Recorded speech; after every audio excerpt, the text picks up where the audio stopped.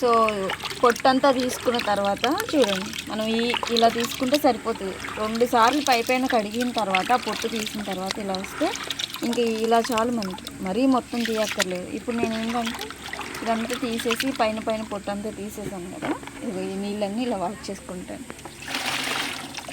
మనం చూడండి పైన పొట్టంతా కూడా ఇలా పోతుంది. ఇలా ఎక్కువ నీళ్ళు, ఈ నీళ్ళన్నీ పడవేయమన్నమాట. ఈ గేదెలకి కుడితి నీళ్ళుగా పోస్తాం, అవి మంచిది కూడా హెల్త్కి. మొత్తం కడిగినాక ఇలా వచ్చేసినాయి. ఇదంతా కొంచెం ఉంటే ఏం పర్వాలేదు. ఇంకా దీంట్లో మనం బియ్యం కలిపేసుకుంటే దోశ పిండికి అయితే మనకి రెడీ అయిపోతుంది.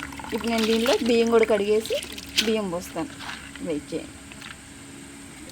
సో బియ్యం కూడా ఇలా నానబెట్టేసుకున్నాము. ఇది రేపు మార్నింగ్ టిఫిన్కి కాబట్టి నానబెట్టేసుకొని ఇప్పుడు పిండి వేసుకుంటేనే ఇంకా మనం ఇంట్లో మనకి రైస్ పండుతూనే ఉంటాయి కాబట్టి ఇంక బియ్యం కూడా 2 సార్లు అలా ముందే కడిగి పెట్టేసుకున్నాము. ఇంకా నానితే గేదెలకి ఇవి ఉంటాయి అన్నమాట.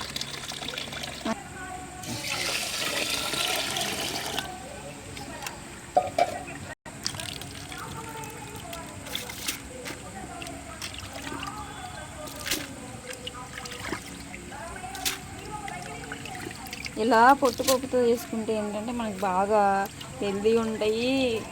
మేమైతే ఎక్కువ ప్రిఫర్ చేస్తాం అన్నమాట, గుళ్ళు కన్నా కూడా ఈ పొట్టుపప్పే చేసుకుంటాం. కొంచెం టైం తీసుకున్నా కూడా ఇదే బాగా వస్తాయి అన్నమాట దోశలు కూడా. ఓకేనా, రేపు మార్నింగ్ టిఫిన్కి ఇంక ఇవన్నీ ఇలా కలిపేసుకొని